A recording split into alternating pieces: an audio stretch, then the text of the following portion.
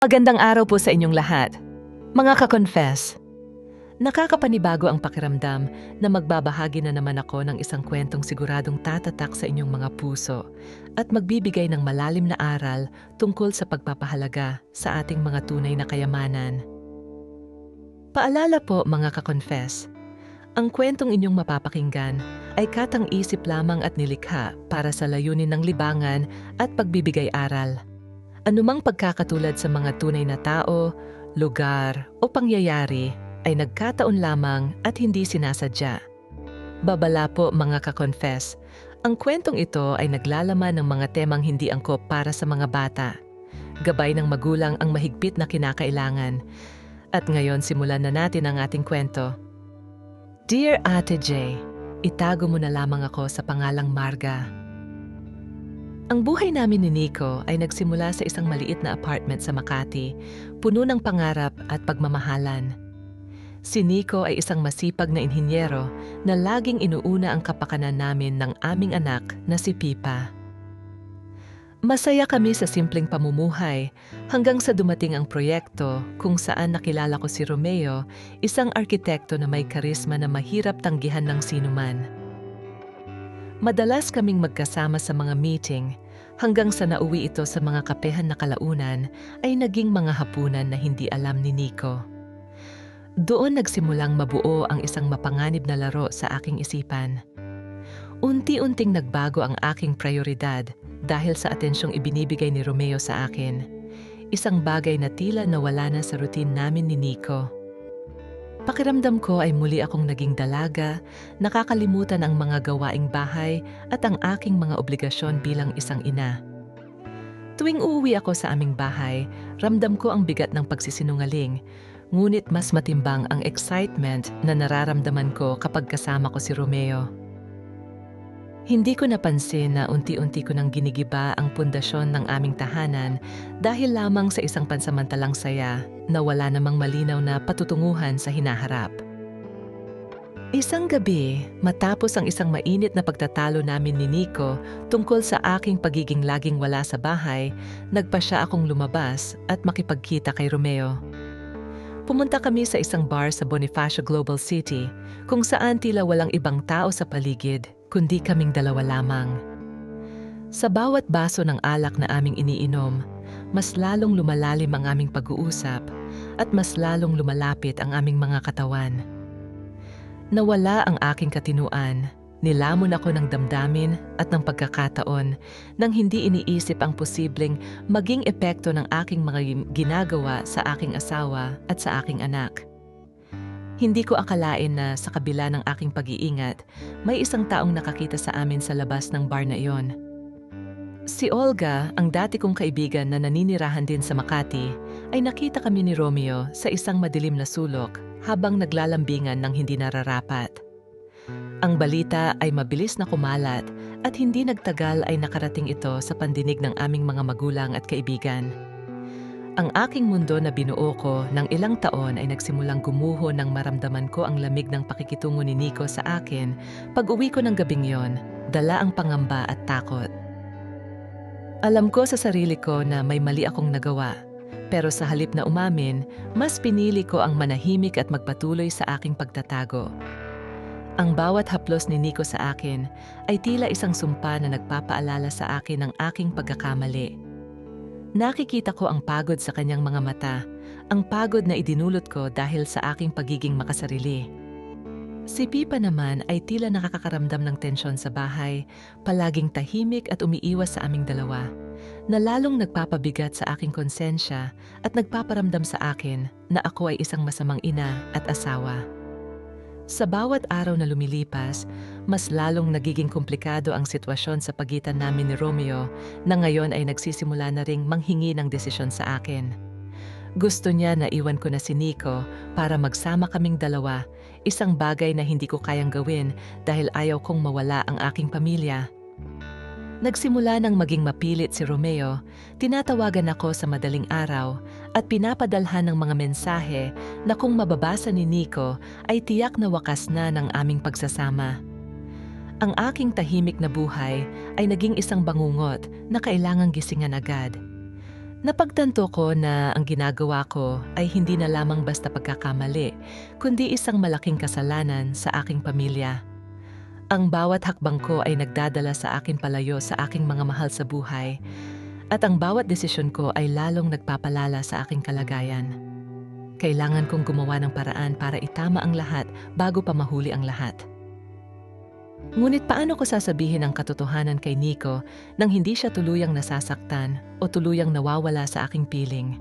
Ito ang tanong na nagpapahirap sa aking isipan habang nakatitig ako sa aming mga lumang larawan sa sala.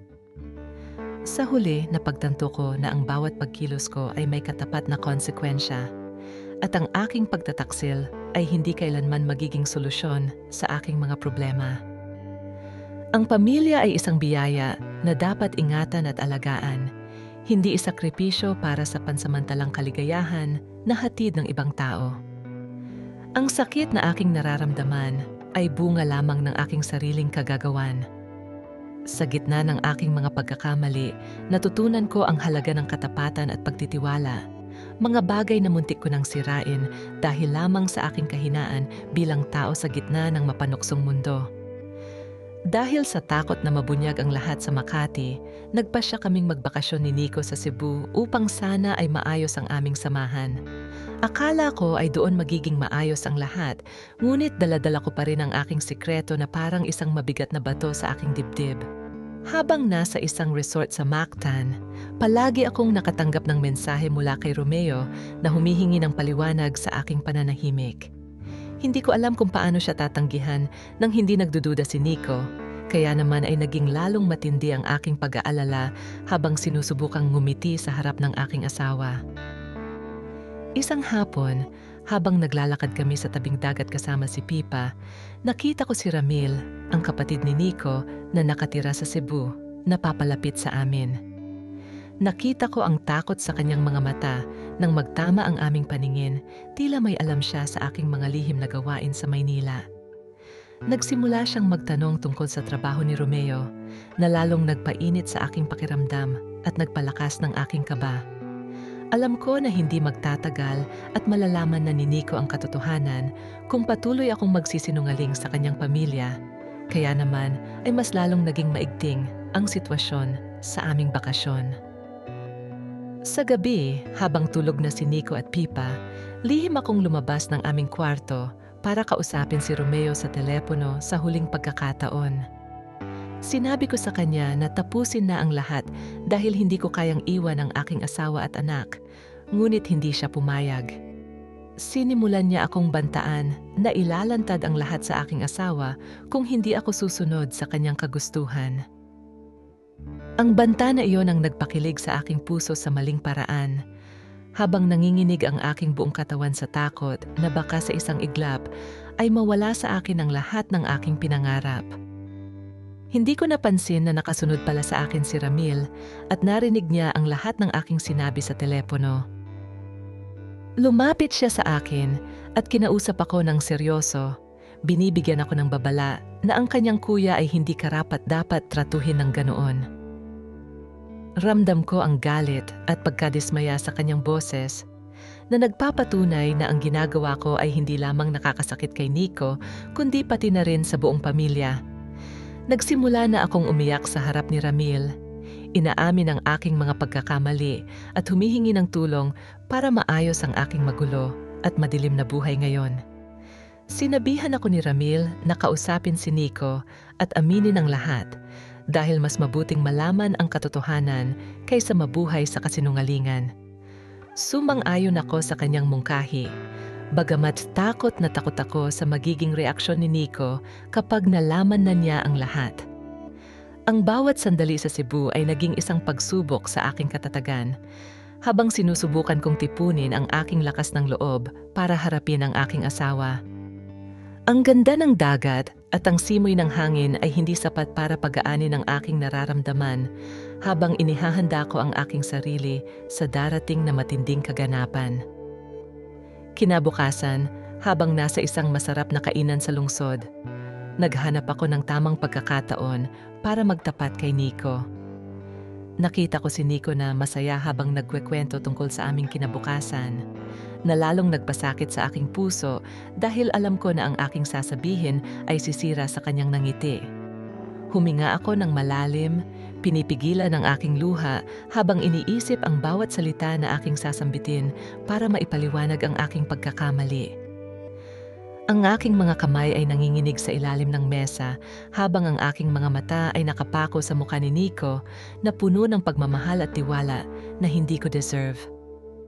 Sinimulan ko ang aking pagtatapat sa pamamagitan ng paghingi ng paumanhin sa aking mga naging pagkukulang bilang asawa. Nakita ko ang pagbabago sa ekspresyon ni Nico mula sa pagiging masaya patungo sa pagiging seryoso at nagtataka.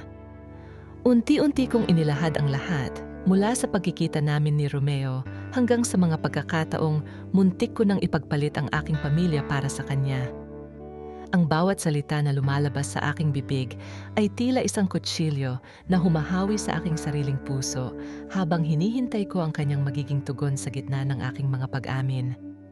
Matapos ang aking pagtatapat, bumalot ang matinding katahimikan sa aming mesa. Hindi ko alam kung ano ang iniisip ni Nico, kung siya ba ay magagalit o kung siya ay tuluyang tatalikod sa akin. Ang kanyang mga mata ay puno ng emosyon, isang halo ng sakit, galit at pagkabigo.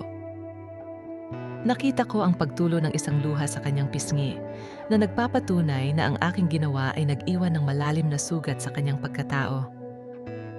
Sa sandaling iyon, naramdaman ko ang tunay na bigat ng aking mga pagkakamali at ang tunay na kahulugan ng pagsasakripisyo ng pamilya para sa walang kwentang bagay. Matapos ang aming pag-uusap sa Cebu, nagpasya kaming umuwi sa probinsya ng Davao sa bahay ng aming mga magulang para pag-isipan ang aming magiging desisyon. Ang pagbabalik sa probinsya ay naging paraan para makapag-isip kami ng mabuti at makalayo sa gulo na aming kinaharap sa Maynila. Doon, sa gitna ng katahimikan at ganda ng kalikasan ng Mindanao, sinubukan naming bumuo ng bagong simula. Bagamat ang sugat ng nakaraan ay sariwa pa rin sa aming mga puso at sa bawat pagtingin namin sa isa't isa ay ramdam ang pait. Si Nico ay naging tahimik at matipid magsalita, habang ako naman ay ibinuhos ang lahat ng aking oras at atensyon para alagaan si Pipa at ayusin ang aking buhay. Sinikap kong makuha muli ang tiwala ni Nico sa pamamagitan ng aking mga gawa at pagpapakita ng tunay na pagbabago. Hindi naging madali ang proseso dahil bawat araw ay may mga pagkakataong naaalala ko ang aking mga pagkakamali at ang sakit na idinulot ko kay Nico. Ngunit hindi ako sumuko dahil alam ko na ito ang tanging paraan para mabawi ang aking pamilya at ang aking dangal.